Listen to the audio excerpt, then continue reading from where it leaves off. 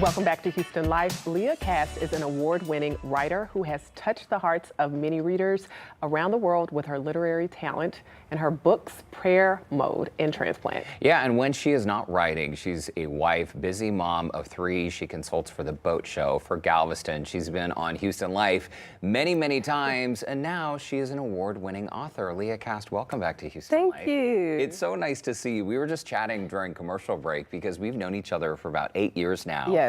What are the ages of your children now?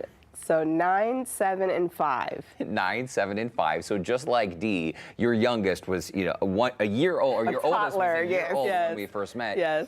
We'll catch up in just a bit. Here's your beautiful family, by the way. Thank you. And it's just so incredible to watch your kids growing up. You've always been just so nice and kind, and just your finger is on the pulse of all things Houston. Thank you. Tell us about this book, Transplant. This is something that's very personal to you. Yes. And there's a really strong connection with your mom. Yes. So, this is Transplant. It's a 30-week devotional. It's really centered on growing and prospering in your spiritual life in the context of the Christian faith, and the principles that entails. And so it was really inspired, of course, with, my relationship with Jesus Christ, but also with my mother, who is an avid gardener. So I grew up in Michigan, where we have 4 seasons, not like Houston, where it's just hot, hot, hot, hot. And so there's so much emphasis on gardening, on transplanting, and I really was inspired by the joy she took in moving plants into conditions where they could grow better, not just in the season that they're in, but for the years to come, each annual bloom. And so within that, I found this very beautiful metaphor for your spiritual walk, or your walk in faith, that kind of translates throughout the book. And what's so interesting, I mean, you're a mom of 3, I'm a mom of 3, and it's interesting, Derek actually made a reference to it about my trip home, like getting my cup filled.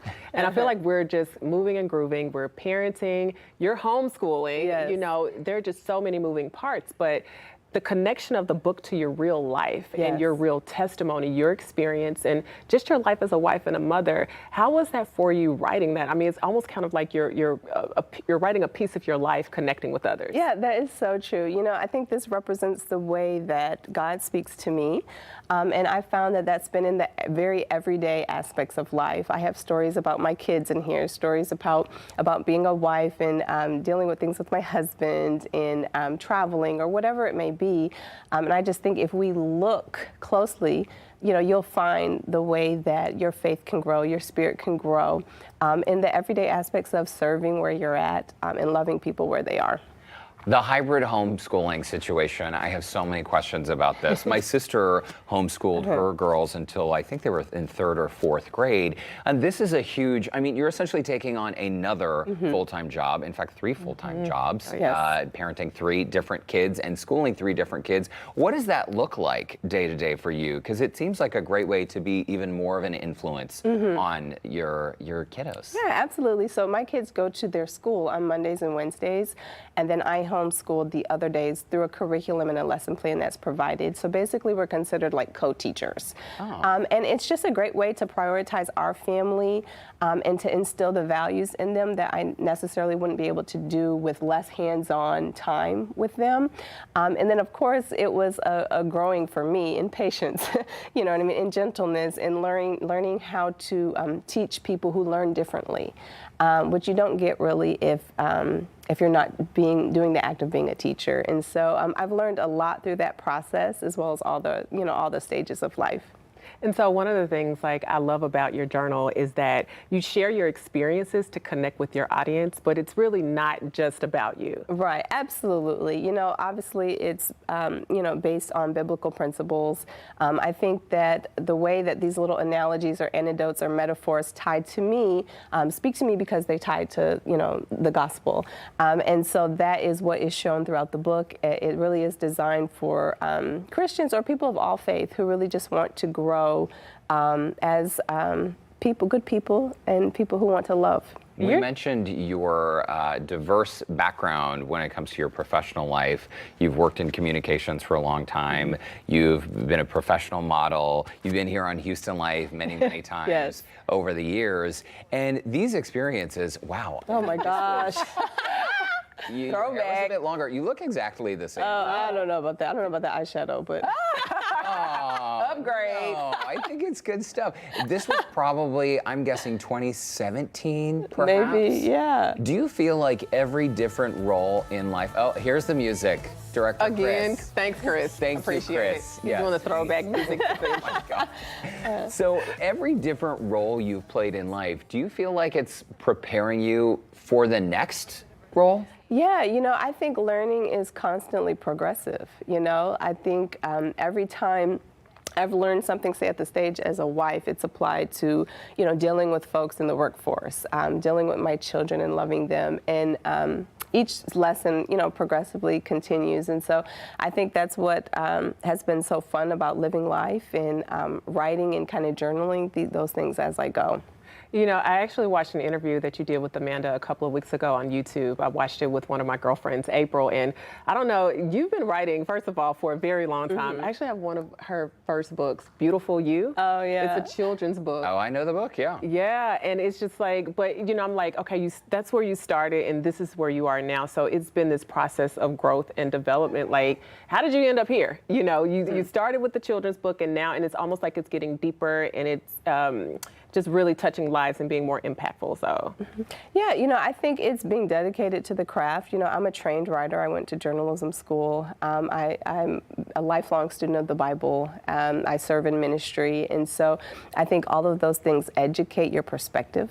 I think service is so important because the more you relate to different types of people, the more that those lessons shine through, and you can be a light in this world.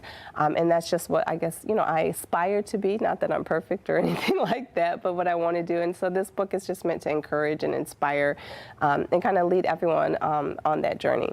All right, we're going to take a quick commercial break, but we will have more with the one and only Leah Cast right after this. Welcome back to Houston Life. We are back with author Leah Cast, just chatting about her brand new book, Transplant. It's a 30-week devotional study. So essentially, this is broken down into 30 weeks. For busy people out there who don't have time, or maybe they're overwhelmed by the idea of reading an entire book, Yes. you've broken it down into bite-sized pieces. Yeah, each week is designed just for that, so there's a section where it kind of has like a story, there's a scripture and focus, there's a prayer focus, and so it really just kind of brings it all together for you for that 1 week that you can dedicate that time to spend with the book. it's almost like you get a moment to kind of like soak it all in. Yes. So you don't feel rushed, which I think is something that's very common in motherhood, is feeling rushed. But my question for you, you're busy writing and you're busy raising kids, you're busy being a wife and doing all 100 things, but just making time for it. Like, I just can't even understand, like, we were just laughing and talking about our times during the day, but when do you, or how does that even work to plan it out to actually pour into something so deep to actually share with your readers? Oh, no, that's a great question. So I was just intentional. telling Derek, I think it's twofold. I'm a midnight cappuccino in a cute cup type of girl. That's when I start doing my writing and do my best work. But also throughout the day when I'm feeling inspired, when I've spent some time in study, when I've spent some time in prayer, I'll just make little notes in my phone throughout the day. And then when I get to that dedicated space, it kind of flows, you know what I mean? And so it's less intimidating, like, I'm going to sit down and write this big thing, but rather it's like a compilation of the little things that I've taken the time to do throughout the day. And for me, this was a process of a few years of doing that and it finally kind of coming together. It's so smart that you use the Notes app on your phone to save those thoughts, because I feel like there's so many times when I'm trying to remember something, I'll just grab the nearest napkin and sort of like jot it down. The phone is much more organized. To clarify, so you're pouring a cappuccino at what, like 11:59 Yes, p.m. so you can start writing at midnight? Yes, I'm very proud of my cafe at home. I put a lot of emphasis on it. I have custom cups for the Cast Cafe. Wow. So I'm really into my coffee, but yes, I'm pouring my coffee at midnight, and I'm usually kind of writing throughout the night because that's when it's jumping. It's jumping at midnight. That's when it's quiet. That's when my kids are asleep, and so it works for me. I know it can't work for everyone. So many people, it's like, oh, it's 2 p.m. I can't have another cup of coffee. yeah. I won't be able to sleep. No problem for The Leah. jitters. It's like midnight. She just got off.